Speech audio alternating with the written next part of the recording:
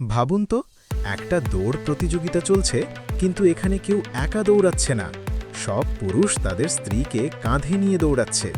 এটা কোনো মজা না, এটা বাস্তব প্রতিযোগিতা, ওয়াইফ ক্যারিং চ্যাম্পিয়নশিপ।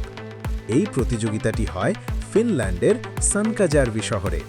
বিশ্বের বিভিন্ন দেশের প্রতিযোগীরা এখানে অংশ নেয়। পুরো পরিবেশটা হয়ে ওঠে একটা এনার্জেটিক ফেস্টিভ্যাল। পুরুষকে তার স্ত্রী কাঁধে তুলে দৌড়াতে হয়। পুরো ট্র্যাক প্রায় 250 মিটার। মাঝপথে থাকে জল, বাধা, কাদা। সবচেয়ে জনপ্রিয় স্টাইল হল এস্টোনিয়ান ক্যারি, স্ত্রীকে উল্টো করে পিঠে ঝুলিয়ে দৌড়ানো। বিজয়ী পায় স্ত্রীর ওজনের সমান বিয়ার।